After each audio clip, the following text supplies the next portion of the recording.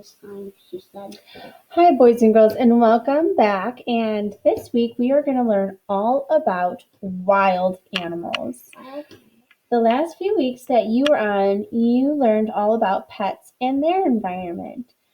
So, what is the difference between a pet and a wild animal? What is the difference between a pet and a wild animal? I don't know. Pets are animals that live in our homes that we take care of, and wild animals are animals that live outside and they take care of themselves. So, what kind of wild animals can you think of? I can think of a bear. Bear's a good one. So, a bear would be a forest animal, like bunnies and raccoons. Some other things might be like a giraffe or a lion. What kind of animals would those be? Outside animals. Absolutely, outside animals. Like where would they live though? In the zoo. Absolutely, in the zoo or in the jungle. Now, what about a fish or a shark or a whale? Where would those animals be? A lake or a sea. Yeah, like an ocean. So today, when you're drawing your animal, I want you to think of a wild animal. And when you're thinking of a wild animal, I want you to think about the lines of your animal, the shapes, and the patterns you might use. And these are 3 words on vocabulary that we have learned already this year. So let's start with a lion. Let's do a lion together. And boys and girls, I'm just going to show you an example. And I'm going to draw a lion, but I'm going to start out with some shapes that you can start out with to draw lots of different animals. Not all animals, but lots of animals. So a lot of times when I'm drawing an animal, I'm going to start out with a rounded out triangle. Good job. That was kind of hard to see.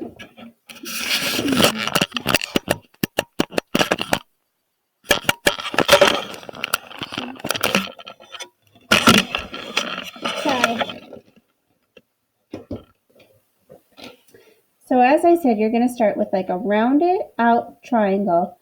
And then you're going to draw the head of the animal on top. And a lot of the heads that you're going to draw, they can be really round.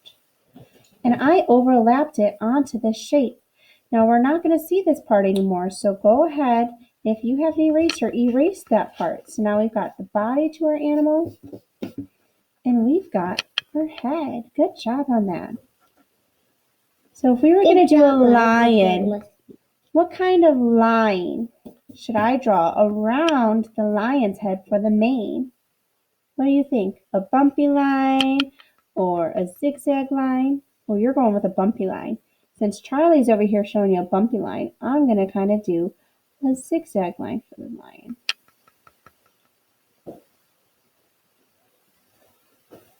The lion's mane. Go. So for the lion's snout, just like the part of the lion's face with the nose and the mouth on it, it's kind of like an upside down triangle. So if you want to draw the upside down triangle, and then go ahead and do another upside down triangle in there for his nose. There you go. That looks awesome, Charlie. Nice lion. Nice lion. And then you can even do, I call it a W mouth if you want. You can do a W. Again, these are just ideas for everybody. Good job, Charlie. That's an awesome lion. And then you can draw your eyes however you want. I'm going to draw some little eyes here. Another little eye there.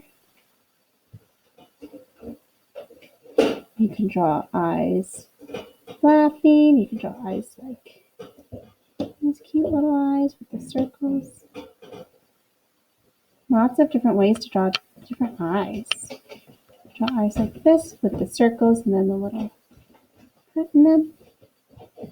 Oh, those are great lines. Oh, we need some lion whiskers too, right?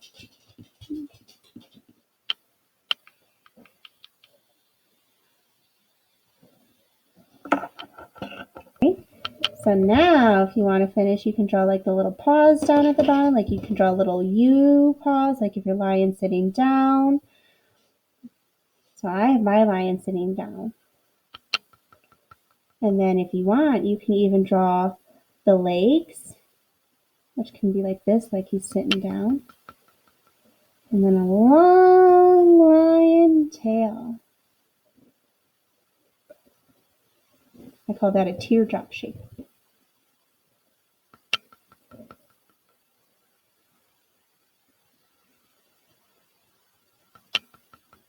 Nice job, buddy. It looks so good. Is that your lion's tail? Mm-hmm. I love it. Can you draw the teardrop shape? He looks like a lion that ate way too much lunch, doesn't he? Yeah, do you like my teardrop? I love it. It looks so good. So as Charlie and I were doing these lions, we thought about all those things. We thought about the lines for the mane. We thought about the shapes for a lion. And a lot of animals have lots of different patterns on them. Like if I was going to do a zebra, what kind of pattern would a zebra have? Line. What color pattern? Black, white, black, white, black, white. Awesome. And Charlie and I were talking about turtle shells, and we were talking about patterns on the turtle shells. And there's a pattern that repeats on it. What shape repeats? Octagon. Yeah, Charlie said octagon. I thought that was a great idea. See? Or you can use circles, you can use squares. So I want you to choose an animal that's outside, and I want you to think about the lines, the shapes, and the patterns on your animal. And it can be anything from a forest animal to a jungle animal to an animal that lives in the North Pole. It could be an animal that lives in the ocean. It could be any animal that lives outside. It can even be a spider. Yeah. Or an insect. Lots of ideas. As long as you're thinking of the line, the shape, and the pattern. If you have extra time, you can draw the background. But next week, you're going to be learning how to make a really awesome background. And you can even cut these out and put them on a stick to make it in a puppet, which I'll show you here in a second.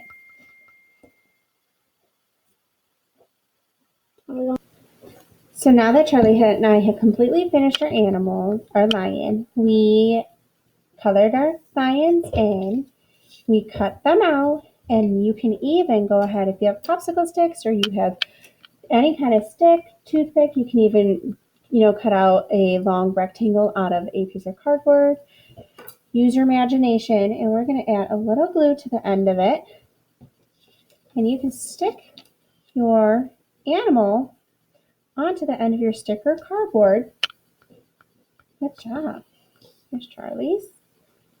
And then you can have a puppet, which might come in handy for your background that you're going to complete next week. That's wonderful. So now we have 2 lion puppets that we can use to create a puppet show. We will see y'all later. Hope you have fun. Hope you have fun.